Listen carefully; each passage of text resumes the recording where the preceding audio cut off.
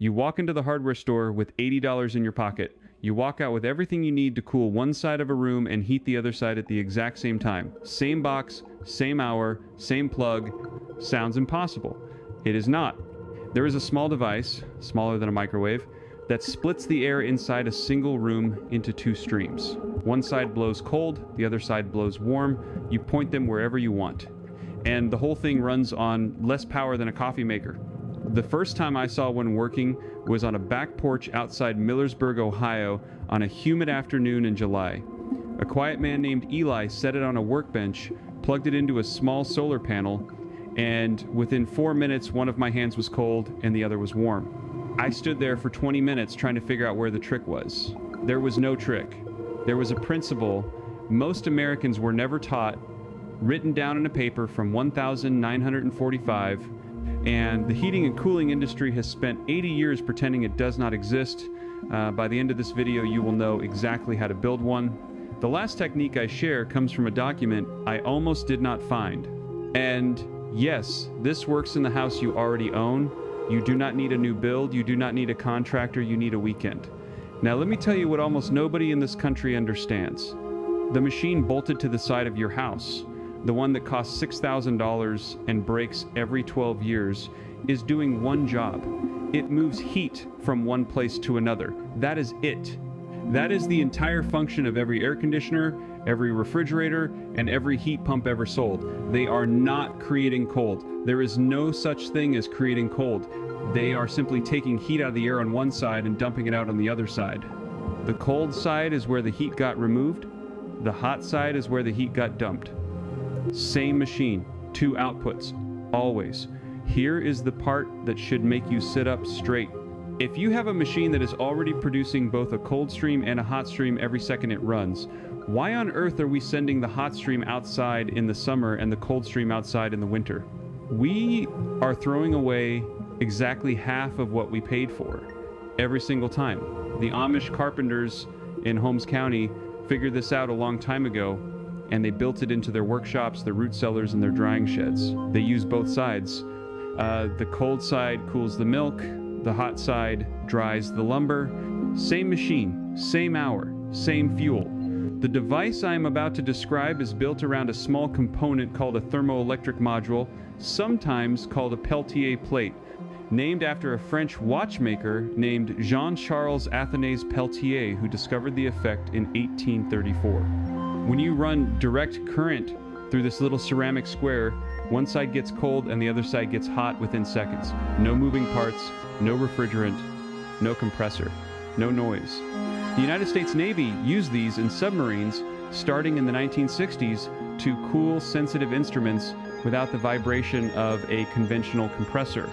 The civilian market was never told. For $80, you can buy a 12-volt Peltier module rated at 60 watts, two small computer fans, a heat sink, a basic power supply, and a wooden housing you cut yourself from scrap pine. Total build time on a Saturday afternoon, about 3 hours. I have built 4 of them. The first one I made wrong, the second one worked but was loud. The third and fourth are sitting in my workshop right now, one cooling a small refrigerator I made from a cooler, and the other warming a seed starting tray on the other side of the same room. Same device family, different setups, same $80 price tag. But here's where the story turns. Because if this is so simple, so cheap, and so old, you have to ask yourself why your contractor never mentioned it. Why the salesman at the big box store laughed when you asked. Why every furnace catalog in America starts at $3,000 and goes up from there. The answer is not a conspiracy in the dramatic sense. The answer is far more boring and far more profitable. The Air Conditioning and Refrigeration Institute, founded in 1953, spent decades writing the standards that defined what counted as a legitimate heating and cooling appliance in this country. Thermoelectric devices were quietly excluded from residential efficiency ratings because they did not fit the testing protocols designed around compressor cycles. If you cannot be rated, you cannot be sold by the major retailers. If you cannot be sold by the major retailers, the average homeowner never hears your name. That is how an entire branch of climate technology disappeared from American homes between 1955 and 1985. Not banned, just buried. The Amish were never part of that retail system. They buy from each other, they build from scratch, they read old engineering books and German language pamphlets that their grandfathers brought over. A bishop in Lancaster County showed me a hand-bound book printed in Pennsylvania Dutch in 1962, full of diagrams of thermoelectric cooling boxes used to keep dairy products at temperature in homes without electrical grid connection. They were running these from 12-volt batteries charged by small windmills 60 years ago, while the rest of America was being sold central air for a small fortune. Now, if you already own a house and you are thinking this only applies to people building from scratch, stay with me, because this next part is specifically for you. The technique I am about to share works in any house built before 1980, and it works in houses built after 1982. But the older houses respond even better because of the way they were framed and ventilated. You are going to take that $80 device and you are going to install it in the wall between two rooms that you use differently. Hear me out. If you have a bedroom that is always too warm at night and a hallway, a bathroom on the other side of that wall that is always too cold in the morning, you are sitting on a free fix. You cut a rectangular hole, roughly 6 inches by 8 inches, through the drywall and the stud bay. Between two studs, no structural work, no permits required because you are not altering the framing. You frame the opening with 1x4 pine. You mount the Peltier device inside that opening with the cold side facing the warm bedroom and the hot side facing the cold hallway. You wire it to a small 12-volt power supply plugged into a regular outlet, or, better yet, to a single solar panel mounted on a south-facing window. You flip the switch at bedtime, the bedroom cools, the hallway warms, the bathroom floor stops being freezing in the morning. One device, one hole, 2 problems solved. Total cost, including the drywall, patch compound, and the paint to match, under $110. I did this in my own house in October of the year before last. My wife had complained for 11 years that the master bedroom was always 5 degrees warmer than the rest of the upstairs. 11 years. I had bought 2 different oscillating fans, one window unit that leaked, and a portable air conditioner that sounded like a tractor. None of them solved it. The Peltier wall device solved it in one weekend.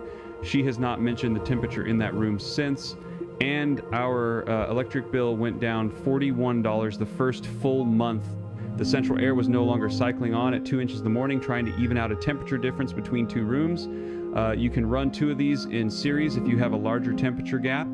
You can reverse the polarity with a simple toggle switch wired into the power supply, which means in the summer you flip it one way to pull heat out of the bedroom, and in the winter you flip it the other way to push heat into the bedroom from a warmer south-facing room. Same device. 2 seasons. 1 switch. Now you might be wondering about the bigger version, the one that could actually replace a window air conditioner, because a 60-watt module is fine for evening out 2 rooms, but it is not going to cool an entire living room in August in Georgia. The bigger version exists, and the Amish have been building them for 40 years. This is where I have to tell you about the document that almost stayed lost. In 1945, a researcher at the Westinghouse laboratory in East Pittsburgh, Pennsylvania, named Maria Telkes, a Hungarian-born physicist who had immigrated in 1925, published an internal technical memorandum titled Cascade Thermoelectric Cooling for Residential Applications. She had figured out that if you stack 3 Peltier modules in a cascade, with the hot side of the first feeding into the cold side absorption surface of the second, and the same again for the third, you multiply the cooling effect almost 6-fold while only doubling the electrical input. The memorandum was never published externally. Telkes moved on to solar energy research at the Massachusetts Institute of Technology, where she became famous for solar house heating in 1948. The thermoelectric cascade paper sat in a Westinghouse archive until the company was sold off in pieces in the 1990s, and a former engineer named Harold Yoder, no direct relation to me, a man who had grown up Amish in Indiana, gone to engineering school, recovered a copy from an estate sale in Pittsburgh in 1998. He took it back to his cousins in Indiana. They built the Cascade unit. They have been refining it ever since. And the trick, the part I have never seen written in any modern guide, is this. You do not buy 3 identical Peltier modules. You buy 3 different wattage ratings, smallest in the middle of the cascade, largest on the outside with the cold side absorber. This was Telkes' specific insight. The middle module operates at peak efficiency because the temperature differential across it is smallest. The outside modules do the heavy lifting. A balanced cascade like this can cool a 12 by 14 foot room down by 15 degrees Fahrenheit while running on under 140 watts. That is less than 2 old-style light bulbs. It will run all night on a single deep cycle battery charged by 1 solar panel during the day. Total parts cost for the Cascade version, $210. Build time, 1 full Saturday, no permits, no contractor, no grid dependency, and the hot side, which most people would vent outside through a window, you instead duct into a small insulated box where you dry herbs, cure meat, or warm bread dough. Same machine, 2 outputs.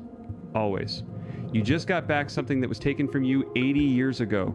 A simple, cheap, quiet way to control the temperature of your own home without paying a monthly tribute to a utility company. A service contract you cannot cancel. If you are the kind of person who believes that real knowledge has been quietly pushed aside to protect someone else's profit, you already know what to do next. Tell me in the comments which room in your house has driven you crazy for years with a temperature problem you could never solve. Be specific. Tell me which room and which season. I read every one of them, and I am building a list of the most common problems for the next video. And if you want to keep recovering the knowledge that was taken from regular American families, subscribe and stay close. The next video covers the Amish method for keeping a root cellar at exactly 54 degrees year-round without any electricity at all. Using a technique a man in Lancaster County showed me involving 3 buried clay pipes and 1 very specific kind of stone. You will not believe how simple it is until you see it. Before you scroll away, sit with this for 1 more minute. There is a part of the story I have not told you yet, and it matters. In 1957, an engineer named Walter Schroeder, working out of a small shop in Akron, Ohio, filed a patent for a residential thermoelectric heating and cooling unit almost identical to what you just learned to build. His prototype ran on 42 watts, cooled a 14 by 16 foot bedroom by 11 degrees in under 2 hours, and cost him in $1957, about $31 in parts. Schroeder pitched it to 3 major appliance manufacturers. All 3 passed.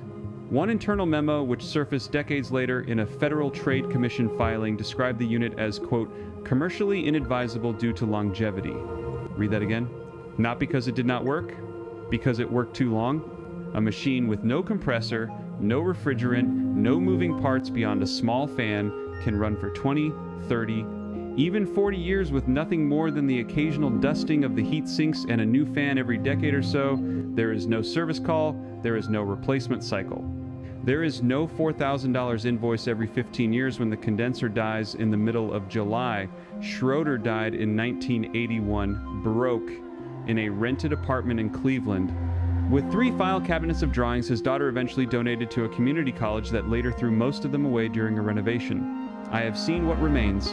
11 pages, hand-drawn, coffee-stained, and every single principle in those 11 pages is what you now hold in your hands for $80 at the hardware store.